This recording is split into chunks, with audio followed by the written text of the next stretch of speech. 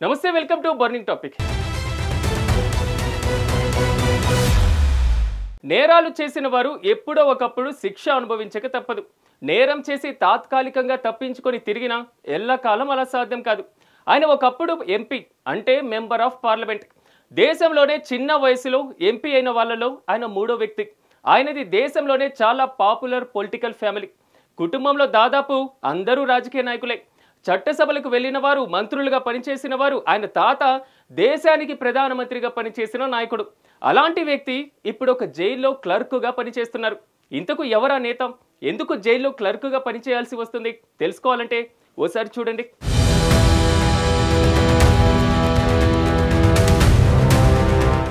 ఎంపీగా పనిచేసిన వ్యక్తి క్లర్క్గా పనిచేయటం ఏమిటి? ఆ కుటుంబం ఆర్థికంగా చితికిపోయిందా అనే సందేహాలు వస్తాయి కదా. కానీ ఆర్థికంగా ఏమీ చితికిపోలేదు. కోట్ల విలువైన సంపద ఉంది. జైల్లో ఆయన క్లర్క్గా పనిచేస్తున్నాడంటే అది ఉద్యోగం కాదు, ఆయన జీవిత ఖైదులో అదో భాగం. జీవిత ఖైదు అనుభవిస్తున్న నాయకుడు ప్రజ్వల్ రేవన్న, మాజీ ప్రధాని హెచ్డి దేవేగౌడ మనవడు ప్రస్తుతం బెంగళూరులోని పరప్పన అగ్రహారం జైల్లో ఉన్నాడు.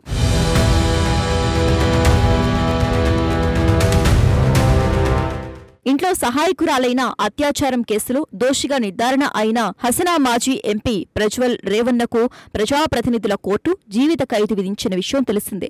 ప్రస్తుతం బెంగళూరులోని పరప్పన అగ్రహార జైల్లో ప్రజ్వల్ శిక్ష అనుభవిస్తున్నారు. అయితే ఈ జైల్లో ఆయనకు లైబ్రరీ క్లర్క్ పనిని కేటాయించినట్లు అధికారులు పేర్కొన్నారు. అక్కడ ఉండే ఖైదీలకు పుస్తకాలు జారీ చేసి వాటికి సంబంధించిన రికార్డులను నిర్వహించడం వంటి విధులను ప్రజ్వల్కు అప్పగించినట్టు తెలిపారు.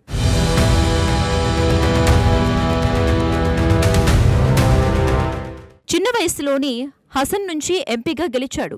ప్రజ్వల్ రేవన్న తండ్రి హెచ్డి రేవన్న మంత్రిగా పనిచేశాడు. ఆయన సోదరుడు కుమారస్వామి ముఖ్యమంత్రిగా పనిచేశాడు. రాజకీయంగా బలమైన కుటుంబానికి చెందిన ప్రజ్వల్ అత్యాచారం కేసులో ఇరుక్కుని విదేశాలకు పారిపోయి చివరకు పోలీసులకు చిక్కి నేరం రుజువు కావడంతో జీవిత ఖైదు అనుభవిస్తున్నాడు. బెంగళూరు ఇన్స్టిట్యూట్ ఆఫ్ టెక్నాలజీ నుంచి మెకానికల్ ఇంజనీరింగ్లో పట్టభద్రుడయ్యాడు.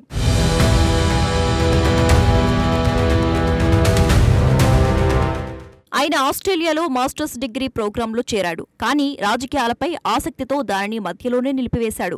గత ఏడాది లోక్సభ ఎన్నికల వేళ హసన్ సెక్స్ కుంభకోణం కర్ణాటకలో ప్రకంపనలు సృష్టించిన సంగతి తెలిసిందే. ప్రజ్వల్ రేవన్నపై పలు అత్యాచార, లైంగిక దాడులు కేసులు ఉన్నాయి.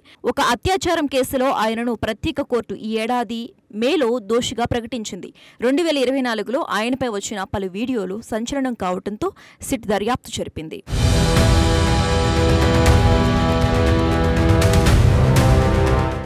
డిజిటల్ టెస్టిమోనియల్ సాక్ష్యాలను సేకరించింది. ప్రజ్వల్ అరెస్టు కావటానికి ముందు నెల రోజుల పాటు పరారులో ఉన్నాడు. ఈ విషయాలన్నీ అందరికీ తెలిసిందే. విచారణలో ప్రజ్వల్ దోషిగా తేలటంతో కోర్టు యావజ్జీవ శిక్ష విధించింది. అయితే జైలు శిక్ష అనుభవిస్తున్న వారు నిబంధనల ప్రకారం వారికి చేతనైన పనులు చేయాల్సి ఉంటుంది.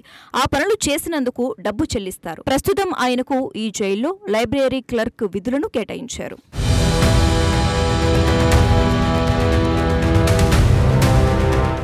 తోటి ఖైదీలకు పుస్తకాలు జారీ చేయటం, వాటికి సంబంధించిన వివరాల రికార్డులను నిర్వహించడం వంటి బాధ్యతలు అప్పగించారు. ఈ పని చేస్తున్నందుకు రోజుకు 522 రూపాయలు జీతంగా ప్రజ్వల్కు చెల్లిస్తారు. ప్రజ్వల్ ఆఫీస్ వర్క్ ను ఎంచుకున్నాడు గాని అధికారులు లైబ్రరీ క్లర్క్ గా పని కేటాయించామని అన్నారు. జైల్లో ఖైదీలు సాధారణంగా నెలకు కనీసం 12 రోజులు, వారానికి 3 రోజులు తప్పకుండా పనిచేయాలనే నిబంధనలు ఉన్నట్లు అధికారులు తెలిపారు. అయితే ప్రస్తుతం కోర్టు విచారణకు హాజరు కావటం, న్యాయవాదులను కలిసేందుకు ప్రజ్వల్ రేవన్న ఎక్కువ సమయం కేటాయిస్తున్నట్లు జైలు అధికారులు తెలిపారు. ఈ నేపథ్యంలో ఆయనకు కేటాయించిన లైబ్రరీ క్లర్క్ పని స్కెడ్యూల్ పరిమితంగా ఉన్నదని వెల్లడించారు. రాజకీయాల్లో ఉజ్వలంగా వెలగాల్సిన ప్రజ్వల్ చెయ్యరాని నేరం చేసి ఆరిపోయాడు.